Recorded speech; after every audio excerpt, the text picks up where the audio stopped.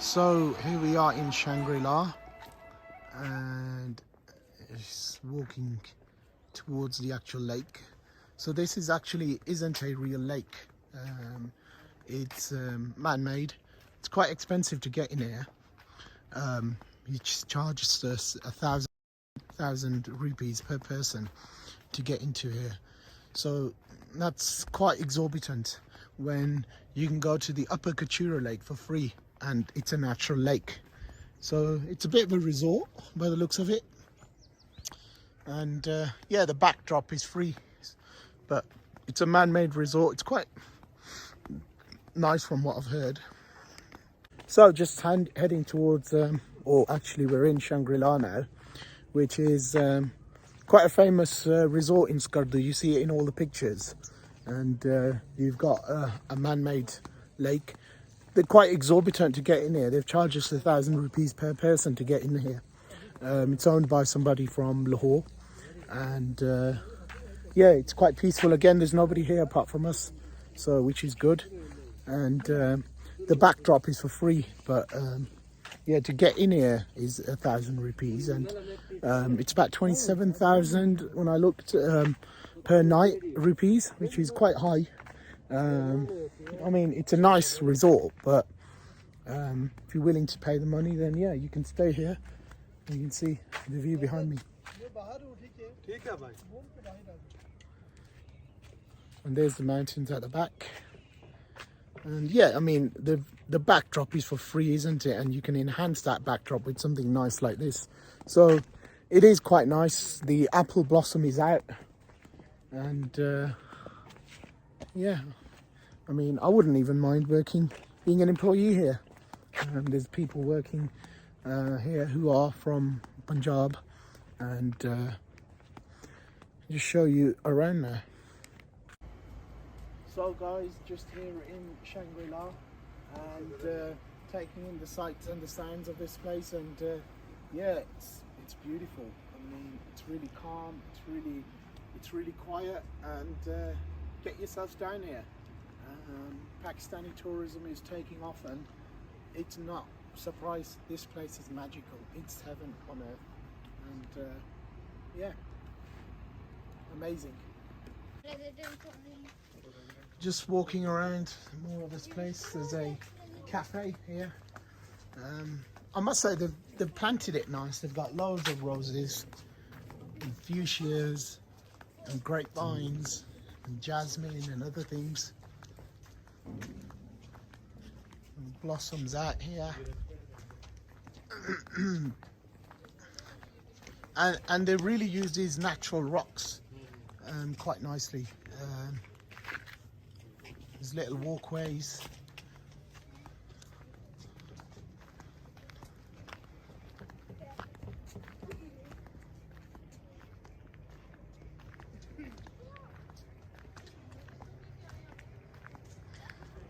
And it's a nice view. And that's what you get for 27,000 rupees. Just there. It might be really nice from inside.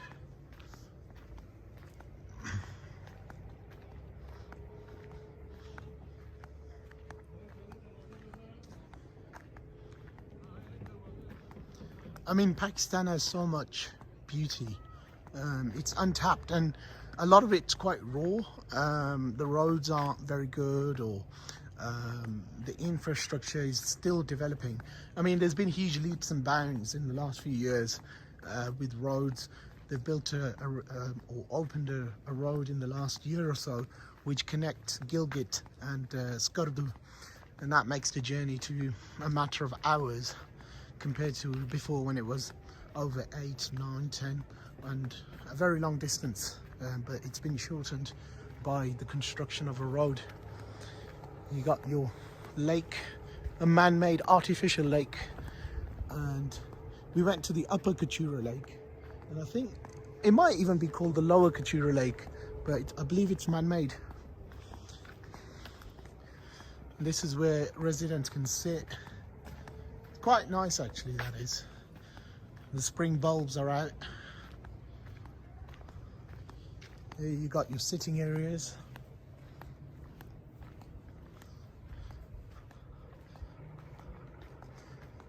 but I can't see any lodges. I can't see any residents here. It's relatively empty.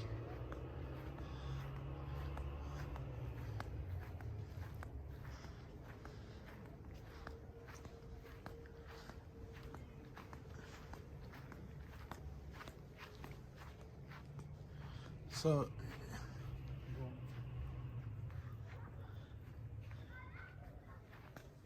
I'm just going to show you a bit more.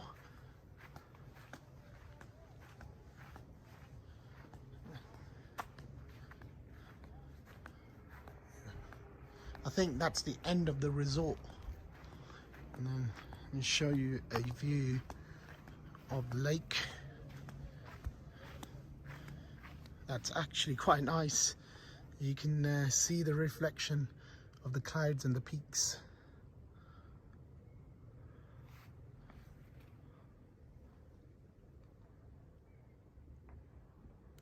So this is Shangri-la, the lower Kachura Lake. Really nice and reflective though. It's quite clean and it reflects quite nice.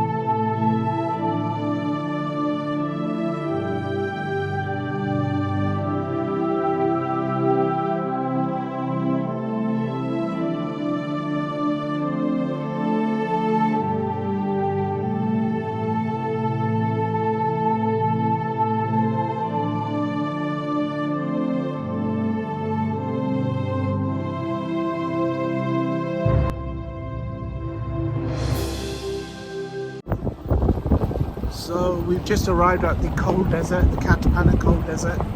It's the highest desert in the world and it's freezing cold. It's close to sunset. The sun is setting. You can see the shadows of the sun in the water. And yeah, it's amazing. It's a very eerie and strange place because you've got high-capped mountains full of with ice on them, and then you've got a desert right here up in the mountains. So we're going to have a look at this desert and show you around.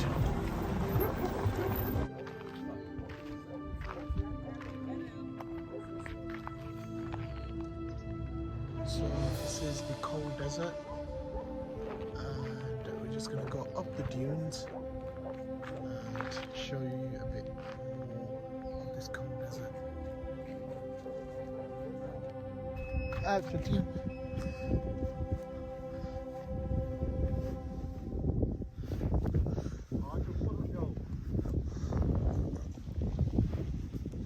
So I'm just climbing on top of this cold desert, and it's not easy going up sand dunes, as you can see. So I'm going to try and make my way right to the top.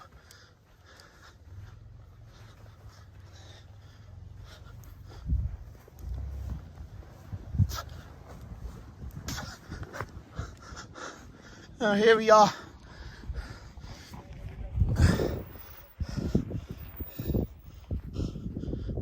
cold desert, an eerie place.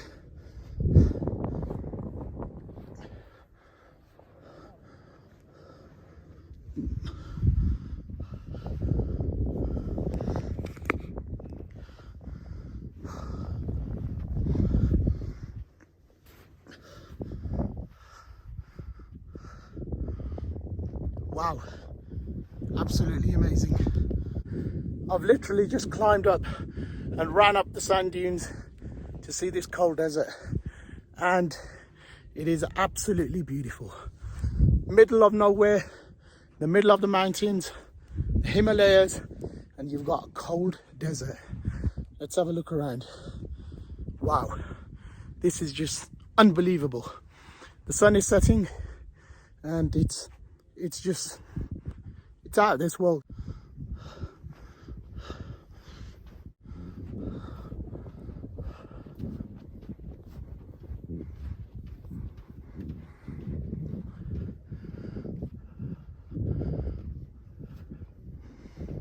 Just take in that scenery.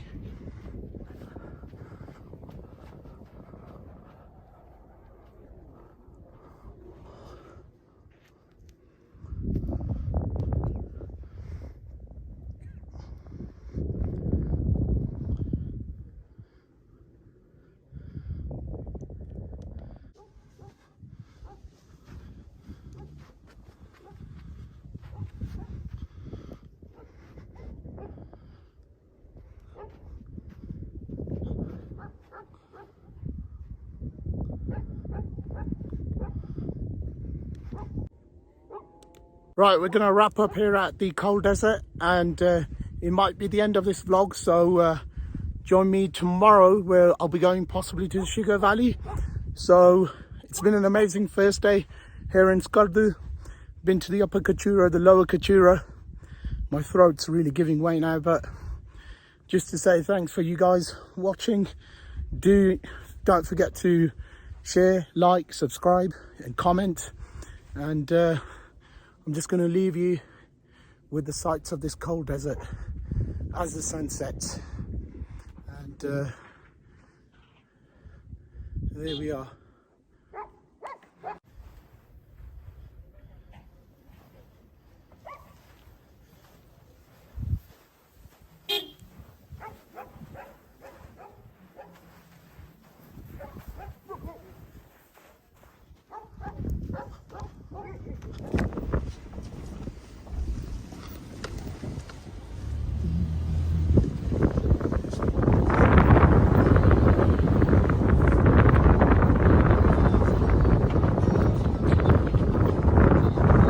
There's trees even growing in this cold desert.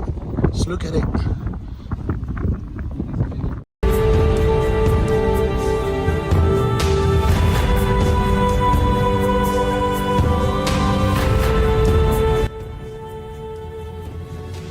They say whoever has not travelled has read only a page of the book of the world. And this is very true when you come to Scotland. The beauty of the landscape, the people, the cultures, the history. How many people have passed through here, the religions, Buddhism, Islam, Hinduism. And the mixing of different peoples in this land adds to the beauty that is already there, these towering mountains. Amongst the highest in the world, Nanga Parbat, K2, Gasherbrum, Broad Peak and others.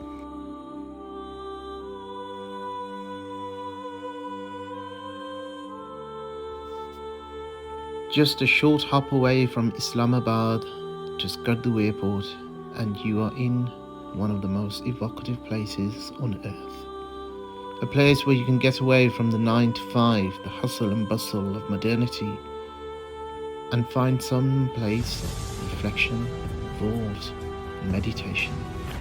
Many tourists come here, and in hustle, bustle and behind the cameras and the vlogging that goes on, there is never a moment to sit back and enjoy, to see the scenery and to find quiet places, of which here there are plenty. Ravines and mountains and valleys and passes and quiet secluded spots for you to come and ponder and think and look back at those great traditions of human thought. Islam, Buddhism, Hinduism, all of them offering some vision into reality. And places like these truly evoke sentiments which hark back to the most subtle and numinous aspects of the human condition. It is a great place to be, and one hopes that it will be preserved for many generations to come.